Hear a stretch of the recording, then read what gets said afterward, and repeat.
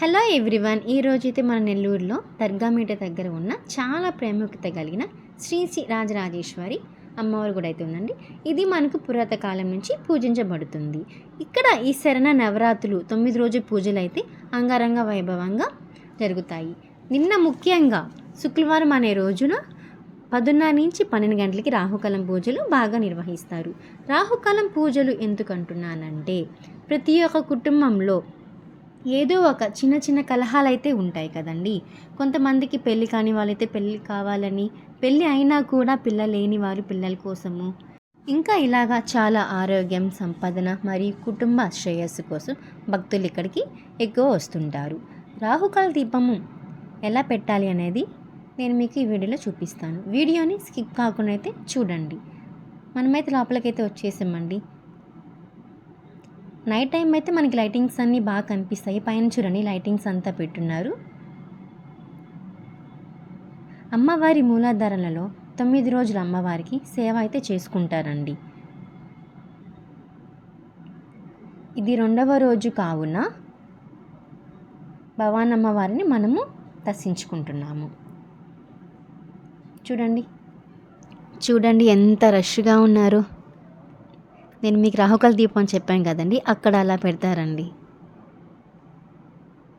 గుడి మొత్తం నేను మీకు చూపిస్తున్నాను. అమ్మవారి ఎడమ కుడి వైపున శివార్చన అయితే చేస్తారండి. శివాభిషేకం ఇవన్నీ జరుగుతాయి.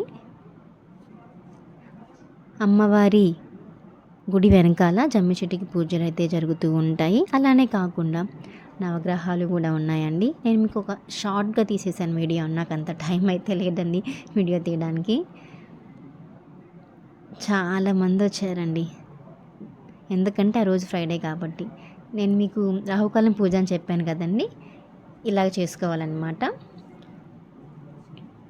పసుపుతో అమ్మవారిని చేసుకొని అమ్మవారికి కుంకుమ బొట్టు పెట్టుకొని పుష్పాలతో అలంకరించి కుంకుమార్చన చేస్తూ మనసులో మన కోరికను కోరుకుంటూ గట్టిగా సంకల్పమని అనుకోవాలి. ఇంకా మీ దగ్గర మన చిన్న బుక్ తీసుకొని లలిత సహస్రనామం కూడా చదువుకోవచ్చు.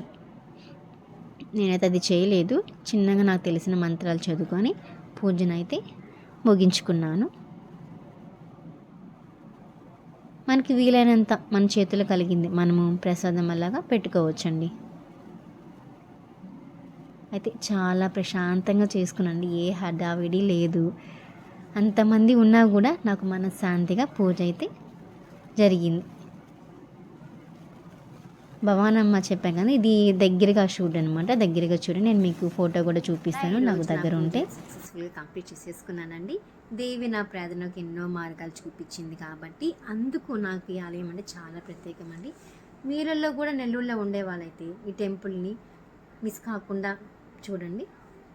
నైట్ టైము చూడండి 9 అమ్మవారు మనకి ప్రత్యక్షమయ్యారు.